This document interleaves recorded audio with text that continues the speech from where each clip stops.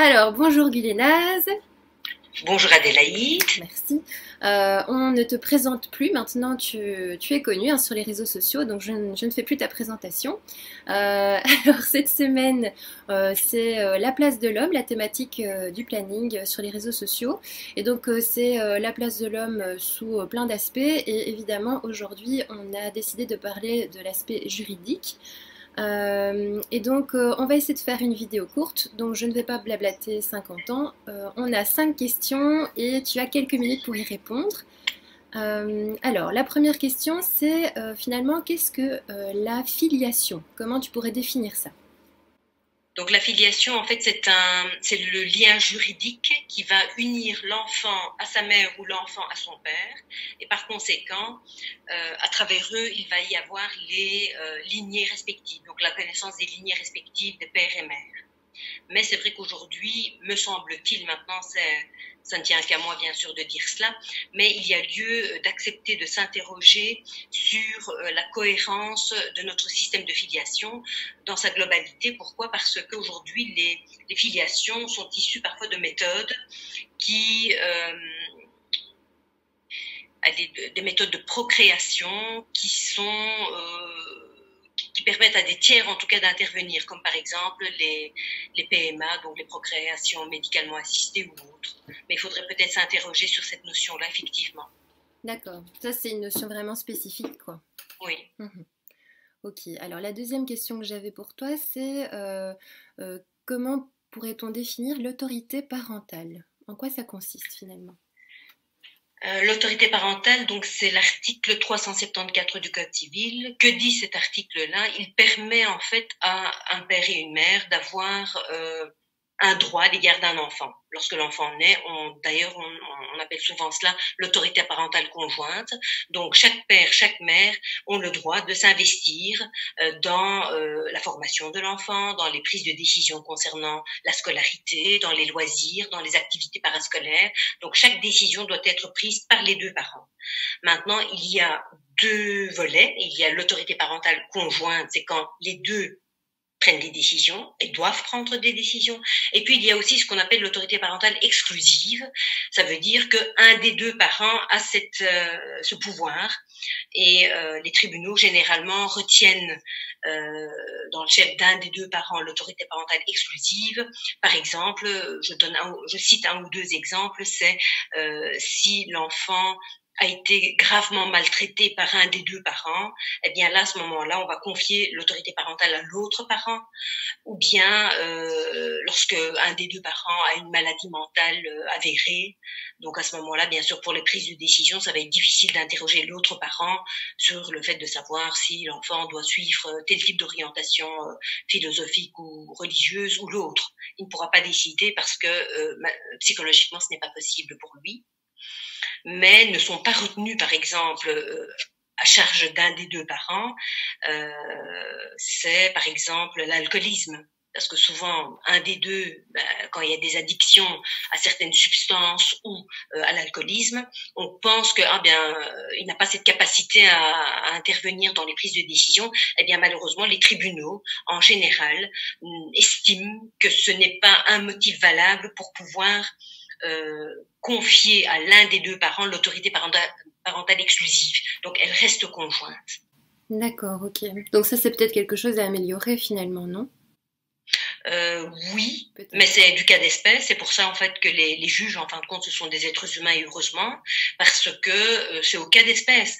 On arrive avec un dossier, je dirais, qu'il faut un petit peu préparer, prémâcher pour le juge pour qu'il puisse prendre la décision en motivant. Parce que chaque fois que le juge prendra une décision, la motivation va suivre. Donc la motivation, c'est pourquoi le juge va-t-il prendre cette décision-là dans tel ou tel sens? Il va expliquer pourquoi. Alors, la troisième question, c'est la place du père en cas de séparation. Qu'en est-il de la garde alternée en fonction de l'âge de l'enfant? Effectivement, donc quand un enfant naît, normalement, les parents donc, ont ce qu'on appelle l'autorité parentale conjointe, et puis il y a ce qu'on appelle l'hébergement. C'est deux choses différentes. Mhm. L'hébergement, c'est quoi? C'est savoir le calendrier. Comment faire pour qu'un enfant soit reçu par chacun des parents pour avoir un certain équilibre.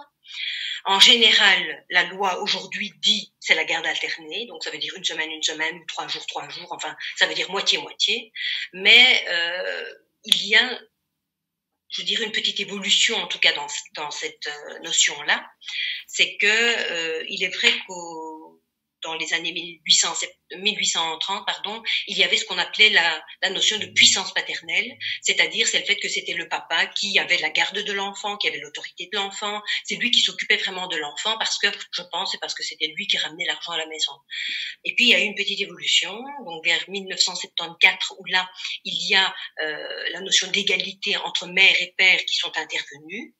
Et pour les couples mariés, parce que là on faisait encore une distinction entre les couples mariés et non mariés.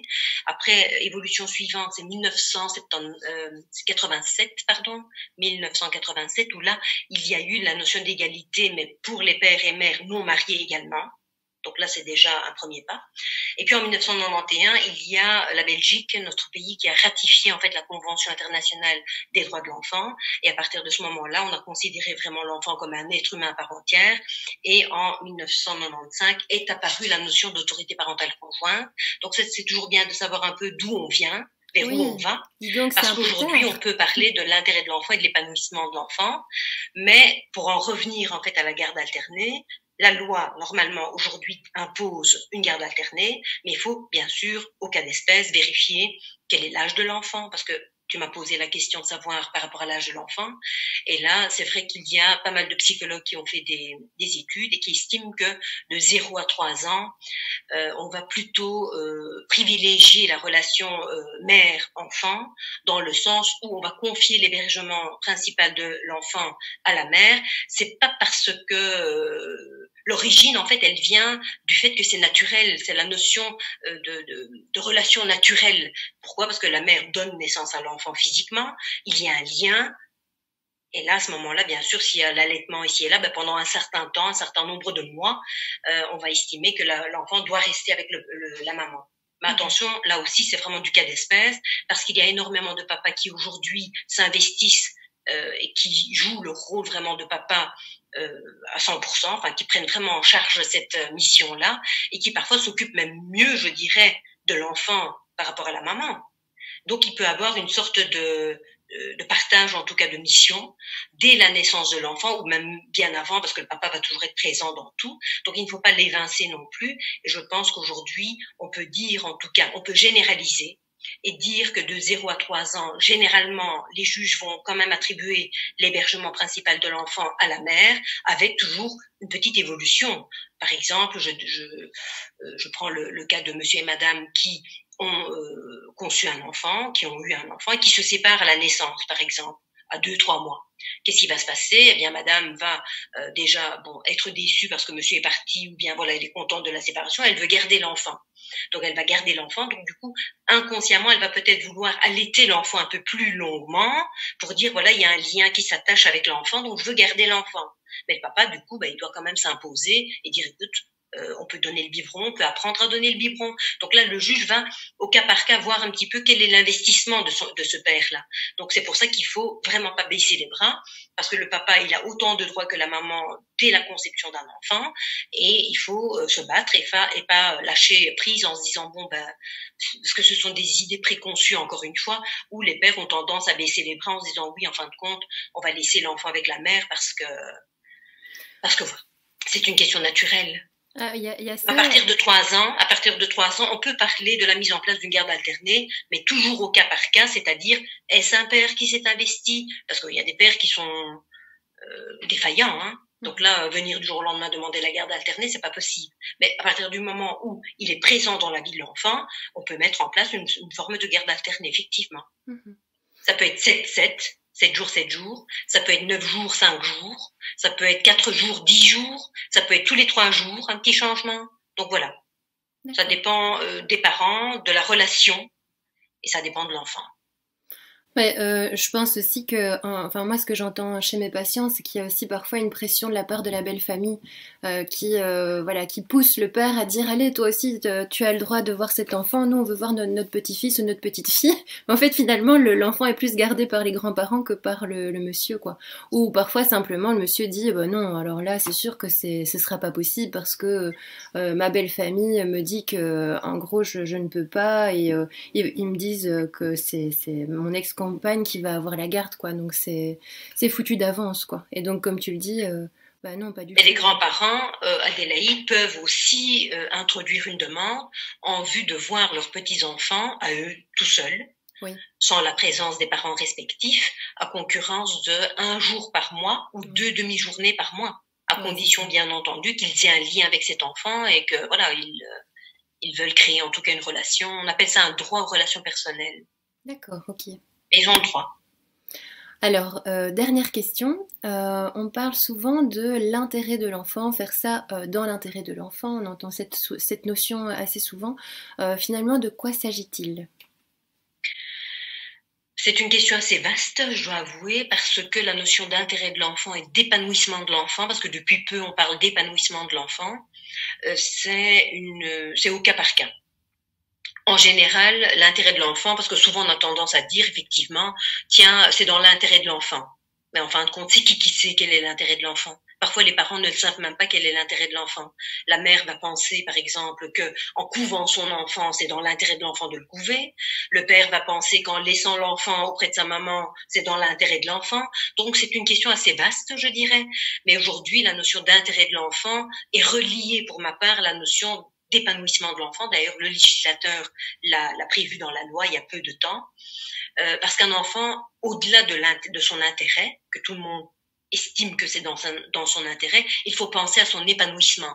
Un bête exemple, supposons qu'un des deux parents veut que l'enfant fasse une activité extrascolaire, la danse, le karaté, le tennis, la piscine, la natation, et que l'autre parent refuse en disant bon ben tiens je peux c'est pas utile, c'est pas nécessaire. Eh bien, à ce moment-là, le juge peut trancher et dire c'est dans l'intérêt de l'enfant et dans son épanouissement de pouvoir avoir une activité extrascolaire pour pouvoir être en dehors de la sphère familiale. Parce que l'enfant n'est pas éduqué que par la mère et par le père ou par les grands-parents, il est éduqué aussi à l'extérieur en ayant un groupe social dans lequel il va évoluer, sa classe par exemple, ou bien si l'enfant, un autre exemple, si l'enfant doit aller en classe verte et la maman refuse parce qu'elle va se séparer de l'enfant, à ce moment-là, c'est dans le cadre de son épanouissement d'autoriser cet enfant à quitter le cocon familial et d'aller en classe verte pendant 2-3 jours. Parce qu'il y a des parents qui ne veulent pas parce que le cordon n'est pas encore coupé. Et c'est là que, je pense, le rôle du père est important parce que le père doit aussi, ça c'est d'un point de vue, je dirais, moral, il est là aussi pour séparer la mère de l'enfant, pour séparer l'enfant de la mère, je dirais plutôt. Parce qu'il est là aussi pour dire bon voilà, l'enfant est sorti de ton ventre, parlons un peu symboliquement, et voilà, il est sorti de ton ventre, d'accord, mais en même temps, je suis là pour vous séparer parce que d'un côté, il y a l'enfant qui n'appartient à personne. Parce que cet enfant-là, il n'appartient ni à la mère ni au père. C'est un être à part entière. Traditionnellement, on demande au père de couper le cordon, hein, justement. Par exemple, ça vient sûrement de là. Ouais, en tout cas, une chose est sûre, c'est que les papas ne doivent pas non plus se laisser, comment vais-je dire, le papa qui s'investit en tout cas ne doit pas abandonner. Il doit continuer, il doit prendre sa place et il ne doit pas hésiter à prendre sa place. Parce qu'il y en a beaucoup qui, de par la culture familiale, la culture d'origine, va peut-être laisser cette place à la mère en disant, en fin de compte, c'est vrai que c'est quand même la mère qui s'occupe de l'enfant. Et d'ailleurs, j'estime que des psychologues ou des sociologues devraient faire des études sur ça, sur l'origine culturelle des personnes, parce que d'après l'origine, moi j'ai pu constater en 20 ans de temps que je suis avocat, j'ai pu constater que de par l'origine, parfois nous avions des caricatures, des profils en tout cas, qui se mettaient en place dans les prises de décision. Des schémas familiaux connus, quoi. Des schémas familiaux. Par exemple, la mère fait ça, le père fait ça, et voilà. Et après, quand on se sépare, le père veut s'investir dans des trucs où il s'est jamais investi pendant la vie commune, ou madame. Bêtement, madame épouse une personne d'origine étrangère, par exemple un Tunisien ou un Sénégalais, pour citer deux exemples comme ça. Ça va bien pendant quelques années, puis à un moment donné, bon ben voilà, ça ne va pas trop, on se sépare. Et à ce moment-là, madame va dire, ah ben moi je ne veux pas donner l'autorisation pour que monsieur parte dans son pays d'origine avec l'enfant. Pourquoi? Parce que j'ai peur, il ne reviendra plus jamais. Ben, à partir du moment où on se met en ménage et qu'on conçoit un enfant avec une personne d'origine étrangère, il faut accepter la culture. Parce que quand on prend lui, mais on prend la culture qui va avec.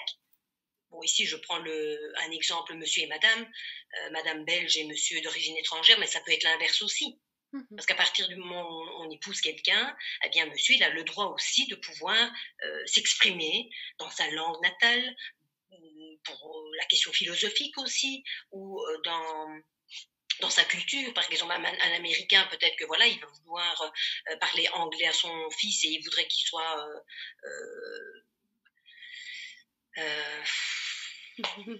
démocrate ou et alors voilà, il va y avoir des petits conflits et malheureusement c'est quand on se sépare qu'on ne voit que les défauts de l'autre.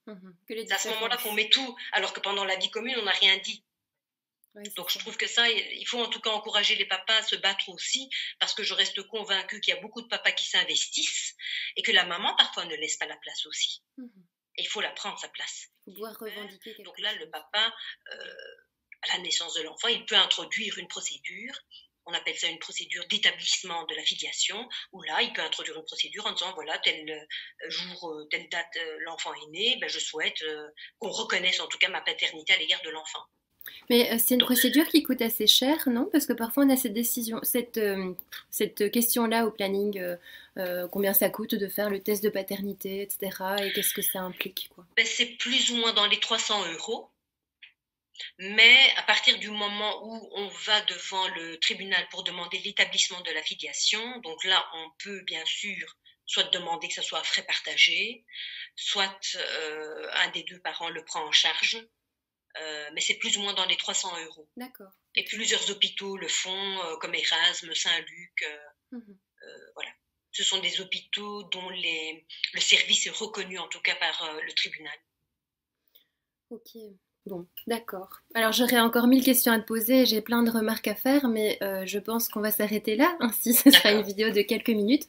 En tout cas, merci pour toutes ces informations, j'ai appris plein de choses, je me rends compte que il y a plein de choses que je sais pas, hein, comme plein de gens, donc j'espère que ça aidera aussi nos internautes à apprendre des choses, et puis de toute façon, si vous avez encore des questions, vous pouvez les poser en commentaire ou en message privé, on se fera un plaisir d'y répondre. Avec plaisir.